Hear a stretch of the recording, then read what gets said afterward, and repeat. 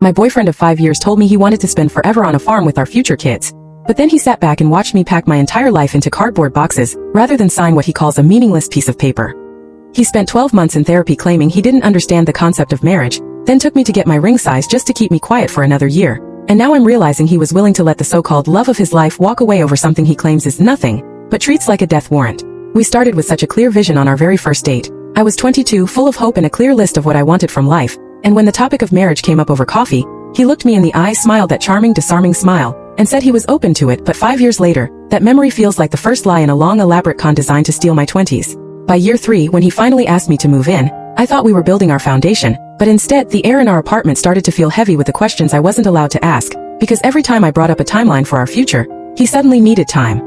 A vague, shadowy concept that he couldn't define but used as a shield to keep me at arm's length. I remember the frustration bubbling up like acid in my throat when he told me he literally didn't understand the concept of marriage, as if it were some complex quantum physics theory and not just the commitment we'd been living out every single day. And when I finally hit my breaking point and tried to walk away, he pulled me back with the promise of premarital therapy, a last-ditch effort. That turned into 12 months of my life being siphoned away in 1-hour increments. I sat on that therapist's beige couch every week, smelling the stale, clinical air and the lingering scent of his expensive cologne, watching him play the role of the confused underdog, while he was actually the villain of my story, refusing my suggestion of personal therapy because he wasn't interested in fixing his commitment issues, only in buying more of my time. He told the therapist he had no idea why people got married, weaponizing his own feigned ignorance to keep me in a state of perpetual waiting, and even after a full year of sessions, he was still stuck, while I was the one becoming a hollowed-out version of myself just to keep him comfortable. Then came the ultimate manipulation, the moment that felt like a turning point but was actually just a more cruel trap. He took me to get size for a ring, and I'll never forget the cold, heavy weight of that metal sizer on my finger or the way my heart finally stopped racing because I thought, this is it, he finally sees me, he's finally choosing me. But as the weeks bled into months and another year passed in a deafening silence, the proposal never came, replaced instead by a request to try a different form of couples therapy to figure out why he doesn't like marriage. And that was the moment the underdog in me finally stood up and realized I was being played by a narcissistic time thief who wanted the benefits of a wife without the responsibility of being a husband. I am currently surrounded by the sensory soundtrack of my own liberation, the screeching of packing tape against cardboard boxes and the hollow echo of an apartment that no longer feels like a home, as I realize that if marriage is truly just a piece of paper to him, then his refusal to sign it proves he values his own stubbornness more than my presence in his life. I am the forgotten child in this relationship, the one whose needs were always secondary to his process. And as I spend these final 2 weeks stuck in the same house with him, watching him watch me pack, I'm finding a cold, hard peace in the fact that I'm not losing a partner, I'm escaping a prison of maybe 1 to 4. He keeps telling me he wants the farm we talked about, the kids with my eyes, the forever that he promises in whispers, but his actions are screaming a different truth. He is willing to let the woman he calls his soulmate walk out into the cold just to avoid a signature. And there is no logic on this planet that makes sense. I think back to how he insisted I was the one giving up if I didn't agree to more therapy, a classic villain move designed to make me feel like the failure for finally setting a boundary. But I've realized that being useful to his timeline never meant I was actually loved in the way I deserved. 5. He sits in the other room now, perhaps still thinking he can charm his way out of this, but I see the way he looks at me, not with regret, but with the same irritation a child has when their favorite toy finally breaks and stops entertaining them.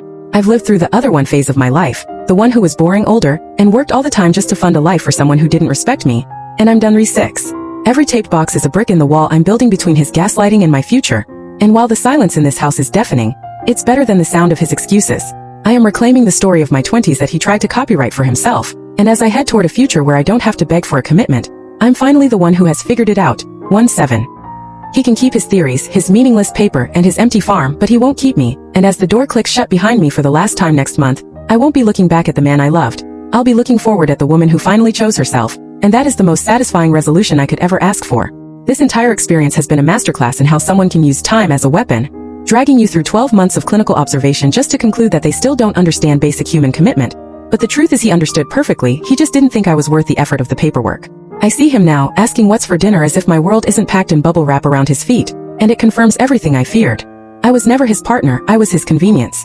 I'm moving out not because I hate him, though the resentment is a sharp, metallic taste in my mouth, but because I finally value my own timeline more than his confusion. He'll tell the next girl he meets that he needs time too, and I hope she sees the villain under the confused underdog mask faster than I did.